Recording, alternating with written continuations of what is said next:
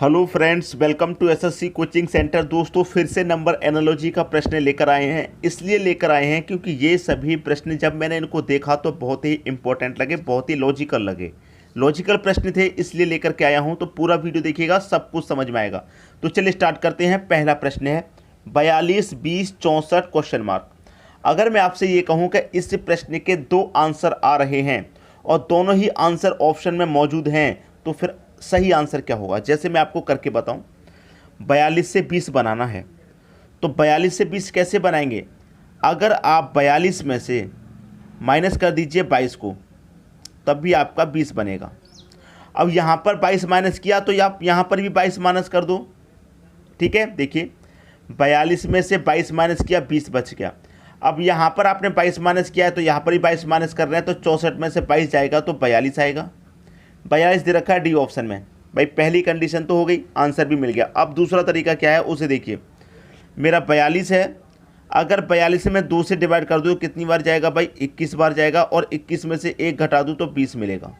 ठीक है, ऐसे ही यहाँ पर 64 है। देखिए पहली संख्या में 2 से डिवाइड किया, यहाँ भी मैं पहली संख्या में 2 से डिवाइड करूँगा, 32 बार में जाएगा। 32 बार में गया, यहाँ जितनी बार में गया था उसमें से 1 घटाया, तो यहाँ जितनी बार में गया उसमें से भी 1 घटा देंगे, तो 32 में से 1 घटा देंगे, 31 आ जाएगा। और 31 भी आपका ऑप्शन में है। क्लियर है। दोनों ही तरीके से दो अलग अलग आंसर आपको मिल गए, लेकिन सही आंसर क्या है। बात तो ये है कि सही आंसर कौन सा है, हम किसको सही माने। ठीक है, अब देखिए एक मैं आपको पहली कंडीशन बताऊं। अगर कोई भी प्रश्न एसएससी में पूछा जा रहा है तो एसएससी में इतना आसान प्रश्न तो नहीं पूछा जाएगा कि कोई भी आदमी कर ले कि भाई 42 में से 22 घटा दो 20 और 64 में से 22 घटा दो 42।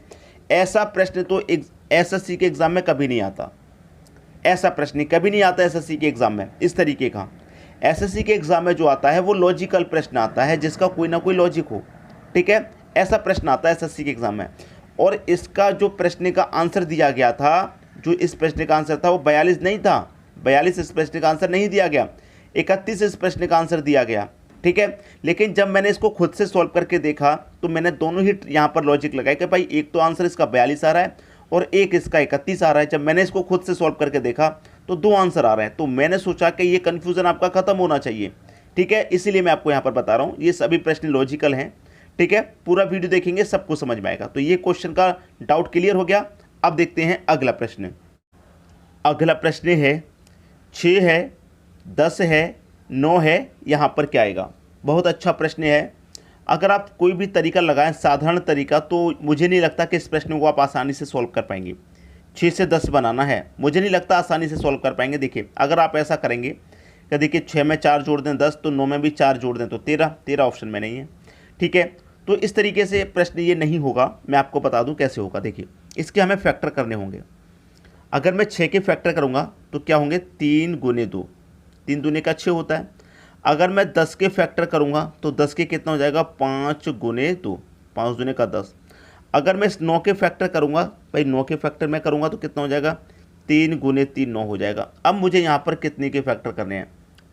देखिए यहाँ पर पहले में 3 है, यहाँ पर भी पहले में 3 है। याद रखना इस बात को, यहाँ भी पहले में 3, यहाँ भी पहले में 3।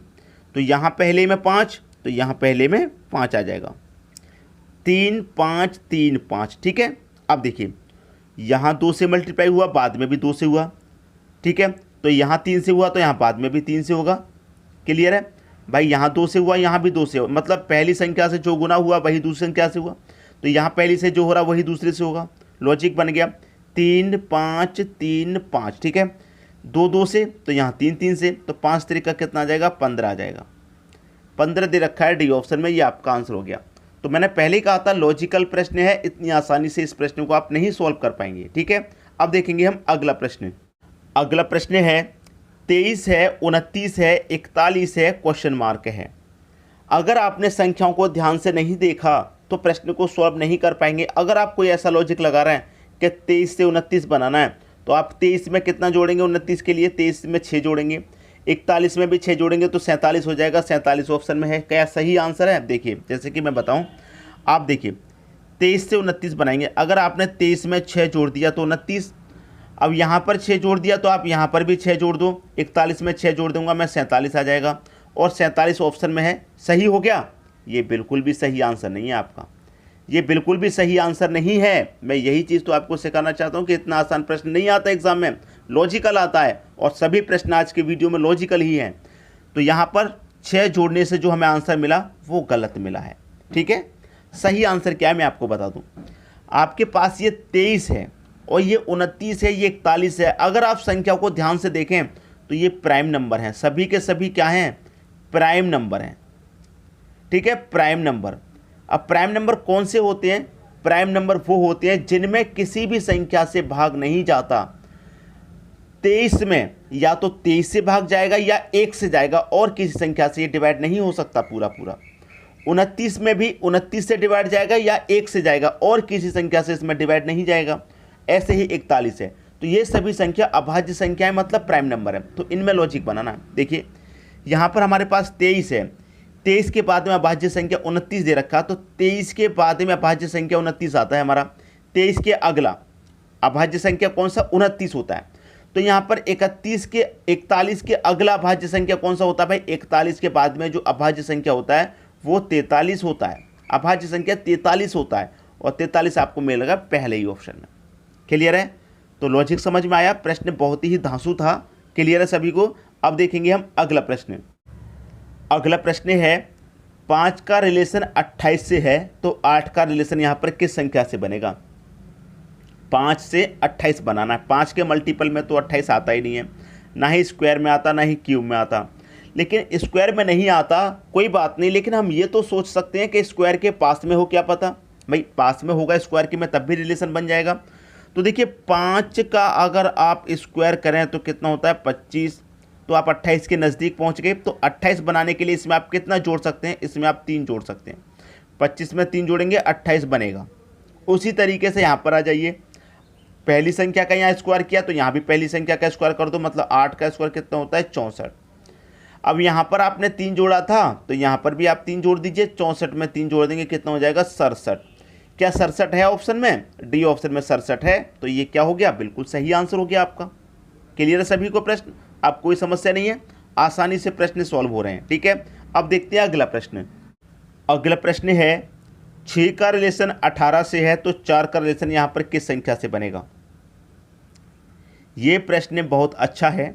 6 का रिलेशन 18 से है, तो इसमें क्या होगा, अगर आप 6 का स्क्वायर करें तो 36 होता है, और 36 में आप 2 से डिवाइड करें तो आपको 18 मिलेगा। बिल्कुल सिंपल। ऐसे ही यहाँ पर आप 4 का स्क्वायर करें 16 होगा, और 16 में अगर आप 2 से डिवाइड करें तो आपको 8 मिलेगा, और 8 दे रखा है सी ऑप्शन में। क्लियर हो गया प्रश्न, किसी को भी प्रश्न में यहाँ कोई समस्या तो नहीं है किसी को भी। ठीक है, अब देखिए ये एक तरीका हो गया प्रश्न को सॉल्व करने का। इसमें कभी कभी क्या होता है और भी तरीके बन जाते हैं, जैसे कि मैं आपको बताऊं कि 6 से आपको 18 बनाना, अगर आप 6 का मल्टीप्लाई 3 से करें तो 18। तो यहाँ पर भी क्या करें, अगर आप 3 से मल्टीप्लाई कर देंगे तो 4 3 का 12, 12 ऑप्शन में नहीं है। अब एक तरीका और, 6 के आधे से हमने मल्टीप्लाई किया है, तो यहाँ मैं 4 के आधे से मल्टीप्लाई कर दूँ, मतलब 2 से कर दूँ, तो 4 दूने का 8 मिलेगा, और 8 ऐसे भी मिल रहा है, तो दोनों तरीके से हमें 8 मिल गया। क्लियर है सभी को प्रश्न। तो और जो लॉजिक बनते हैं वो भी मैं आपको साथ के साथ बताता हुआ चलता हूँ, ताकि कोई समस्या ना रहे। ठीक है, अब देखेंगे हम अगला प्रश्न। अगला प्रश्न है 82 का रिलेशन 6 से है, तो 76 का रिलेशन यहाँ पर किस संख्या से होगा, जब 82 का 6 से है।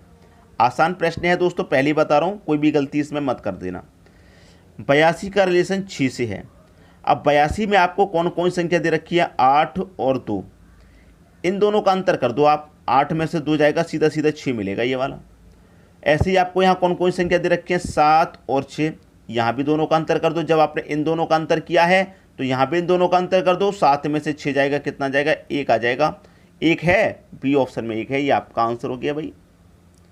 बताइए कितने समय लगा है इस प्रश्न को करने में, कितना समय लगा है। अगर आपको तरीका पता है, आपने इन प्रश्नों की प्रैक्टिस की है, तो आपके लिए ईजी है, वरना ये प्रश्न इतने आसान नहीं होते जितने आसानी से मैं आपको बता रहा हूँ। ठीक है, क्लियर सभी को प्रश्न। अब देखेंगे हम अगला प्रश्न। अगला प्रश्न है 11 है, 132 है, और यहाँ पर दोनों ही जगह पर क्वेश्चन मार्क है। 11 है, 32 है, दोनों ही जगह पर क्वेश्चन मार्क है। ऑप्शन में देखेंगे तो दोनों ही संख्या दे रखी है, दोनों ही संख्या फाइंड करनी है। क्लियर है, दोनों संख्या पता करनी है क्या होंगी। तो देखिए सबसे पहले यहाँ देखिए 11 से 132 में क्या रिलेशन है। अगर आप इस 11 का मल्टीप्लाई इसकी अगली संख्या 12 से कर देंगे तो कितना होता भाई, 11 दूने का 22 का 2, कैरी का 2, 11 एकम 11, कैरी का 2 13, 132 होता है। तो रिलेशन इन दोनों में बन गया। कैसे बना? जो पहली संख्या है हमारी उसका मल्टीप्लाई मैंने उसके अगली संख्या से कर दिया तो मिल गई संख्या। अब वही मैं ऑप्शन में देखूंगा कि मेरे पास 10 है, ठीक है, और 10 का मल्टीप्लाई अगर मैं 11 से करूंगा तो 100 मिलेगा? नहीं मिलेगा भाई। 10 का मल्टीप्लाई 10 से करने पे 100 मिलता है, तो ये गलत हो गया। और मल्टीप्लाई करना है अगली संख्या से तो नहीं मिलेगा। अगर यहाँ पर देखिए 9 है, पहली संख्या 9 है, और 9 का मल्टीप्लाई उसकी अगली संख्या से मैं करूँ 10 से, तो 9 का मल्टीप्लाई 10 से करने पर 90 मिलेगा। और यहाँ पर बिल्कुल सही दे रखा है, इसका मतलब मेरा आंसर भी ऑप्शन हो जाएगा। क्लियर है ना भाई? देखिए यहाँ पर 10 का मल्टीप्लाई 10 से करेंगे तब 100 मिलेगा, 13 का मल्टीप्लाई 13 से करेंगे तब 169 मिलेगा। क्लियर है सभी को? और यहाँ 15 का मल्टीप्लाई 16 से करेंगे तो 250 बिल्कुल भी नहीं मिलेगा। क्लियर है? 250 नहीं मिलेगा, 240 मिलेगा। तो यहाँ पर हमारा बी ऑप्शन बिल्कुल सही आंसर हो गया। तो उम्मीद करूंगा सभी प्रश्न आपको अच्छे से समझ में आ गए हैं। किसी भी प्रश्न में आपको कोई समस्या कोई परेशानी नहीं होगी। ठीक है दोस्तों, वीडियो देखने के लिए आपका बहुत बहुत धन्यवाद।